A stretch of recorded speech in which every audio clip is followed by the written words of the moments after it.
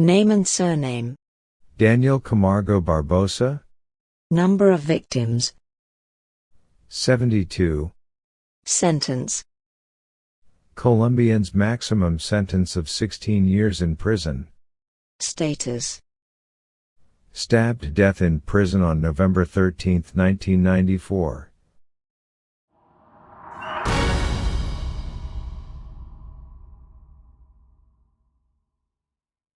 Camargo's mother died before he had even reached the age of 1, and his father was overbearing and emotionally distant.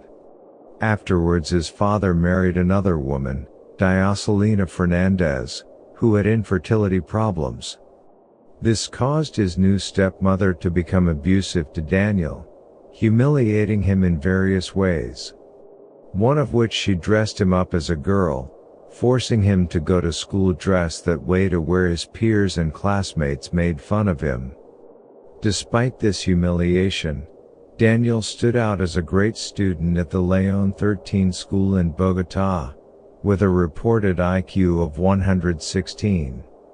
However, his desire to continue studying was hampered when he was forced to drop out of school to help his family financially. Camargo had a de facto union with a woman named Alcira, and had 2 children with her. He fell in love with another woman, Esperanza, aged 28, whom he planned to marry, but then found out that she was not a virgin. This became a deep root of Camargo's fixations, and he and Esperanza formed an agreement that he would stay with her if she aided him in finding other virgin girls to have sex with. This began a period of their partnership in crime. Esperanza was Camargo's accomplice, luring young girls to an apartment under false pretenses, and then drugging them with sodium seconal sleeping pills, so that Camargo could rape them. Camargo committed 5 rapes in this way, but did not kill any of the girls. The 5th child that they abused in this way reported the crime, and both Camargo and Esperanza were arrested and taken to separate prisons. Camargo was convicted of sexual assault in Colombia on April 10, 1964. A judge sentenced Camargo to 3 years in prison, and Camargo was initially grateful for the perceived leniency of the judge, swearing to repent and mend his ways. However, a new judge was given precedence over the case and Camargo was sentenced to 8 years in prison. This provoked Camargo to rebellious anger. He served his full sentence, and was released. In 1973 he was arrested in Brazil for being undocumented. Due to a delay in sending Camargo's criminals records from Colombia, he was deported and released with his false identity. When he returned to Colombia, he took up a job as a street vendor in Barranquilla selling television monitors. One day when passing by a school, he kidnapped a 9-year-old girl, raping her and murdering her so that she could not inform the police like his previous victim had. This was his first assault involving murder. Camargo was arrested on May 3, 1974 in Barranquilla, Colombia, when he returned to the scene of the crime to recover the television screens that he had forgotten beside the victim. Even though it is believed that he raped and killed more than 80 girls in Colombia, Camargo was imprisoned in Colombia after being convicted of raping and killing a 9-year-old girl. He was initially sentenced to 30 years in prison, but this sentence was reduced to 25 years, and he was interned in the prison on the island of Gorgona, Colombia on December 24, 1977.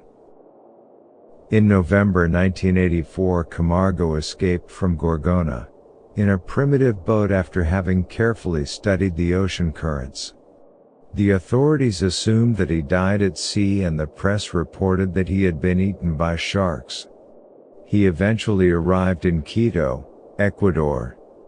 He then traveled by bus to Guayaquil on 5th or 6th of December, 1984.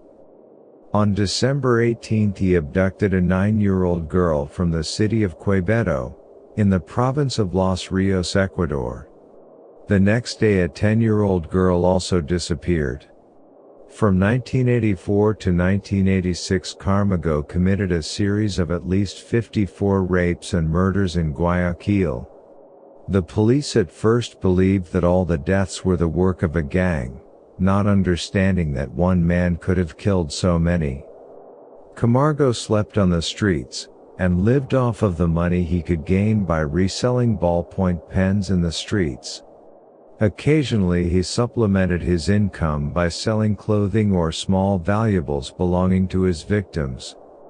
Camargo selected helpless, young, lower-class girls in search of work and approached them, pretending to be a foreigner who needed to find a Protestant pastor in a church on the outskirts of town. He explained that he had to deliver a large sum of money, which he showed them as proof, and he offered them a reward if they would accompany him to show him the way. He pretended that he was a stranger to the area, and hinted at the possibility of the girls getting a job at the factory.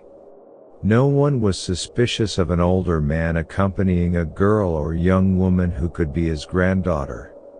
Camargo would then enter into the woods, claiming to be looking for a shortcut in order to avoid arousing suspicion in his victims.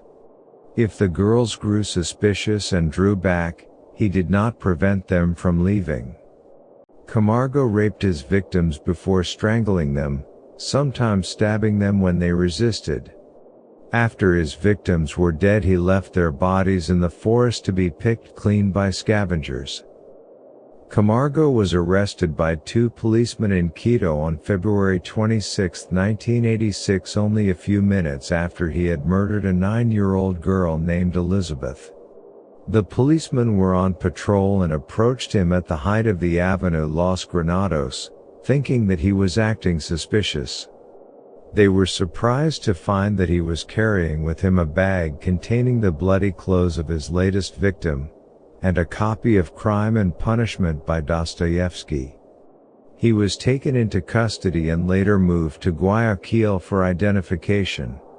When he was arrested, he gave a false name, Manuel Bulgarin Solis, but he was later identified by one of his rape victims who escaped. Daniel Camargo very calmly confessed to killing 71 girls in Ecuador since escaping from the Colombian prison. He led authorities to the dumping grounds of those victims whose bodies had not yet been recovered. The bodies had been dismembered. While he told the Ecuadorian authorities of the locations of the bodies and how the sadistic crimes were committed, he showed no feelings of remorse. After raping his victims, he had hacked, slashed and crushed the girls with a machete. He gave a cynical explanation for choosing children. He wanted virgins because they cried.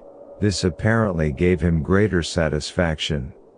According to Camargo, he killed because he wanted revenge on women's unfaithfulness. He hated them for not being what women are supposed to be. His victims were all virgins. Camargo was convicted in 1989 and sentenced to 16 years in prison, the maximum sentence available in Ecuador. While serving his sentence in the Garcia Moreno de Quito jail, he claimed to have converted to Christianity. In this penitentiary he was imprisoned with Pedro Alonso Lopez, the monster of the Andes, who is believed to have raped and killed more than 300 girls in Colombia, Ecuador, and Peru. It was reported that in November 1994, he was murdered in prison by Luis Mesas Narvaez, the cousin of one of his victims.